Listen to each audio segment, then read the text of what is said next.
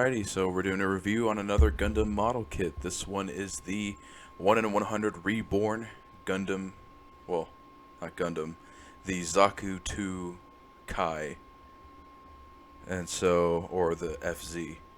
And this was in Gundam 0080, War in the Pocket.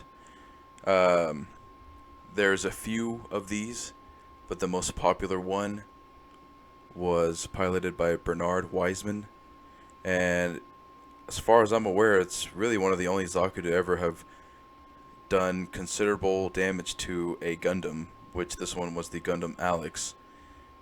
But yeah, and so I feel like it was something to kind of review, talk about. It's not necessarily a master grade, but you know, for a 1 in 100, it's pretty good. So I was just kind of going over the articulation here. I had him just holding the gun. His hand for the left hand, it's just for holding the gun, that's it. But as you can see, you can swivel it at the upper arm, but also at the forearm as well. So there's a lot of articulation here. And it bends as well at the forearm and the upper arm. So there's a lot of things you can do with this kit, which is surprising because I feel like you don't even see that much with some master grades, this level of articulation. So it's genuinely welcome to see that. And he's got the little spiked shoulder. His head moves pretty well. It has a little joint for the neck, and so you can kind of lift his head up, as you can see. And you can switch out his helmet. I got more of like the helmet head, as I call it, but you can have like the classic Zaku look, the commander look. So it's either one. It's just kind of a pain to switch between. So if you pick one, you'll probably stay with it.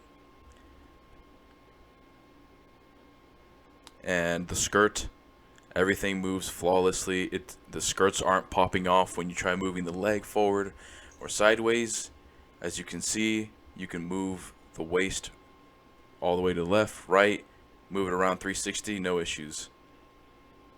And so I really like that pieces aren't really falling off of this at all. Everything is really stuck together. So yeah, I would say it feels like a really good high grade, which is still, I mean, that's impressive. And he's got the heat hawk, but it doesn't come with the like an effect that it's turned on. So you'd have to paint that yourself, which I didn't paint this at all. So this is just a straight build. And yeah, these rubber hoses, well, they're rubber on the model kit, but the hoses on the actual Zaku, you don't have to worry about them popping off or breaking. They're made out of really good material, so I do appreciate that.